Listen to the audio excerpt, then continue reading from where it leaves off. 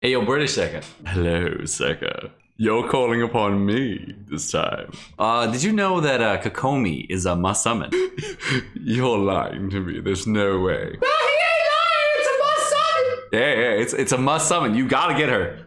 Why would I need her? I already have Barbara and Mona. Because she's more of a waifu. Ah, yes. Must summon. Yeah, you're more perceptive than I thought. Also, she takes HP percentage and attack percentage artifacts. And doesn't take crit chance, crit damage artifact. You're selling her so well, Seka. I think she's perfect for you. I've never been so torn in my life. Waifu or meta?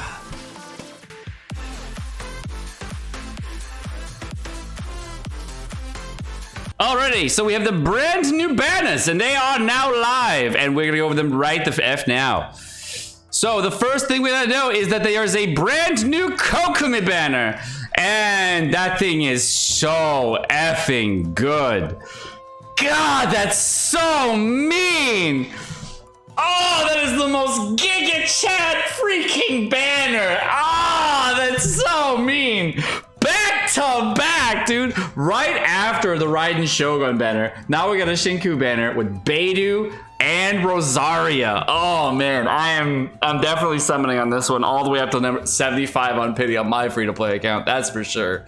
Oh man, on my other account, my Asia server account, I will probably summon just for Rosaria and Shinku Constellations, but damn, this is so brutal. That is the most brutal banner of all time. That's so mean. Why you gotta put some of the best characters in the game on the worst 5-star ever to summon for free to play? The meanest free to play friendly banner ever. All right, so I digress on my freak out. So if you are a free to play player, all right, there is a rule in Genshin Impact. If you don't know about the rule of Genshin Impact, after you summon a 5-star, from the point of starting the summon all the way to the end, typically it takes you 76 summons to get a 5-star for soft pity, if you don't know that already. Now that means that every summon that you're gonna do up to the 75th summon is a very low chance of getting a 5-star. Because the chance of summoning a 5-star without the guaranteed is 0.6%, we can actually do a calculation on how bad or good that is and what your chances of getting a 5-star is in the first little bit. So if you were gonna do 75 summons all the way up and you have the chance of getting one hit at 0.06% rate, there is a 36% chance that you will get a 5-star. So 1 in 3 of you will get a 5-star if you go all the way up to 75 on pity. If you go to like 30 on pity, only 16% of you are gonna get a 5-star. So if you're gonna do a couple summons, I recommend no more than 3 multis if you are gonna go for these 4-stars. If you're free to play and you don't want to get Kokomi and you're well before the pity, no more than 3 multis. No more, but probably everyone should skip just in case you accidentally pull Kokomi. That 16% is really big. Maybe even only 2 multis, because that's a 10% chance. It can't be, this can't be you, right? That won't be you. 10% of, that's so scary. Maybe even 1 multi. Yeah, 5% chance, that's fine. Yeah, only 5% of people, that's better. Yeah, you do 1 multi. You get 1 multi, chat. You get 1 multi. 1 multi, that's all you get. There you go. No more than 3 if you have a gambling addiction problem. All right, 4 constellations for the characters. First, let's go over Shinku, Shinchu, Xingqiu, whatever you want to call them. All right, Constellation 1, whatever. Constellation 2 is the Giga Chad constellation. This constellation massively ramps your damage because it gives you the 100% uptime Shinku that you really want and makes it so that your rotations flow better. This is a huge constellation, very, very much worth getting, okay?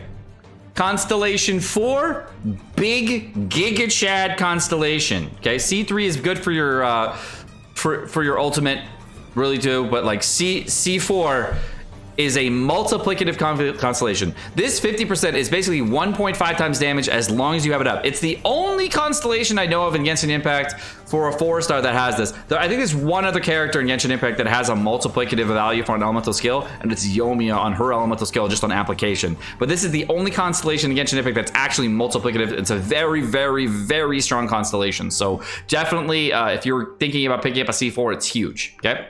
C6 is very strong as well. well, but not super necessary. It's much cooler than it actually. It sounds much cooler than it actually is. It's very good, but like you can get it later. It does not actually matter that much. On my Asia server account, I only need one constellation, and that's gonna be a little bit for it. For Badudu. All right. So for Beidou. Beidou is a Giga Chad. Beidou is one of the best characters currently in Genshin. Constellations, for that matter. C2 is the one. C2 is the biggest constellation you've ever seen in your freaking life. It makes her damage go up by almost 200 freaking %, as in a multiplicative 200%, because what happens is you turn your actual lightning ability into a chain lightning ability, because that means that if you have more than one enemy, you're gonna just bounce the lightning. And I think it can go bounce back and forth too. I'm not 100% on that, but I'm pretty sure it can bounce back and forth. So you get a big damage bump on this constellation. It is the biggest constellation for her. The only constellation past that point that's really good is Constellation 6, where you get 15% resistance down, very similar to Constellation 2 for Xingqiu. So this is a very strong one as well. So both of these are very, very good. Just know that C2 and C6 are the big Giga Chad constellations. C5 also pretty helpful for damage, but I find that C6 to be one of the bigger ones. Okay. For Rosaria, the only constellation that matters, the only one, is Constellation 2. It is better than Constellation 4 Zhangling, okay? It is a 4-second increase on your ultimate ability, and if you didn't know, your ultimate ability on Rosaria is only 8 seconds, so that's basically a 50% increase in duration.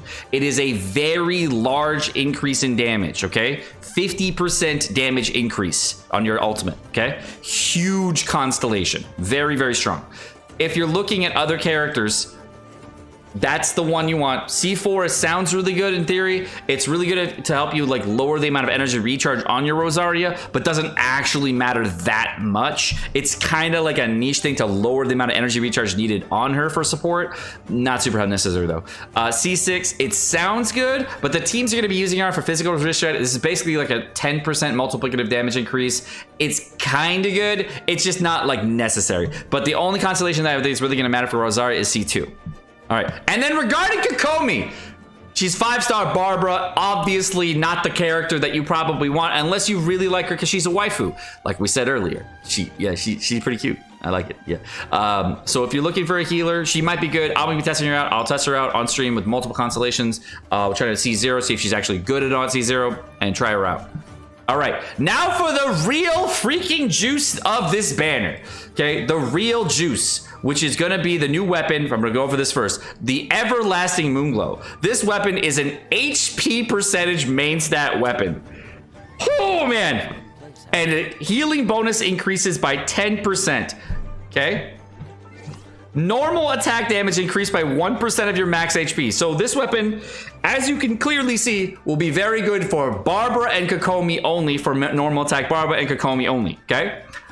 For 12 seconds after using Elemental Burst, normal attacks that hit opponents increase energy regeneration. Now that's actually very good. That part is huge. Getting extra energy recharge generation for both Barbara and oh god, I can't even think. Oh god. I mean, you can just use Thrilling Tales, and there's already a 4-star weapon. Does the same thing, except that's normal attack damage. I just don't even. I can't even. Anyway, it's sure. It's fine. Whatever. It's a Kokomi weapon and only a Kokomi. I can't even sugarcoat it. Whatever. It might be good for someone in the future, but I highly doubt, because it's a healing bonus weapon, and oh my god, Yo. Anyways. Now let's go over the real juice, which is the Primordial Jade Cutter. This is the real juice of the banner. Now, we had predicted this as one of the possible weapons in the predictions video. We predicted between this weapon and the Vortex Vanquisher, and it ended up being the Primordial Jade Cutter, so yay for us. Pretty close to the predictions for the other 4-star weapons too. Now let's go into the 4-star weapons first before we talk about Jade Cutter real quick. Favonius Codex really good on Mona, but not really good on other characters, because it's really good for battery, but it's not really good at otherwise. Dragon's Bane is good on Rosaria and Zhangling pretty much exclusively. You can use it on her, but there's always the catch, so there's not really a necessary weapon anymore. So the 4 stars of this weapon are pretty light. So unless you're like really high on pity, these two weapons are kind of like an eh. The Favonius Greatsword and the Flute are both oh god, terrible weapons, because there's going to be the Fish Claimer coming out soon for Beidou, even as a relevant weapon. So there's not even a reason to even need the Favonius Greatsword anymore, and the Flute has been trashed since the launch of the game. The only good weapon on this banner for anybody relevant at this time is the Stringless. So if you are free to play, and you are thinking about summoning on this planet for a chance at the Jade Cutter, unless your ass is currently at like 60 or 50 on pity, no! Stay away, bro! This is a fucking bait! What if you get the everlasting Moonglow? You will be so sad for like 80 years. Imagine being a Giga Chad like me on my free-to-play account and being a main DPS Barbara, okay? Just imagine being that guy. So your copium is so freaking big that you're like, it's fine. It's not that bad, actually. It's actually pretty good. Yeah, this Barbara C6 I got, it's actually really strong. Oh man, it's pretty good. I love it. Barbara main DPS, so good. It's so good. I'm not teary in my eyes. I'm not crying. I'm not. Unrelated to the same person in this situation. 2 weeks later, they have now quit Genshin Impact and are now becoming a whale on a completely separate account because their account is now cursed because they don't want to be a Barbara main DPS. So if you're free to play, stay the fuck away, unless you're like 60 65 on pity and you're feeling risky, you know what I'm saying? Okay, all right, if Kokomi's your waifu, good luck. I wish you the best of luck. British Second, you got this, fam. All right, if you are a budget player and you're wondering if the Jade Cutter is worth going for, the Jade Cutter is super good,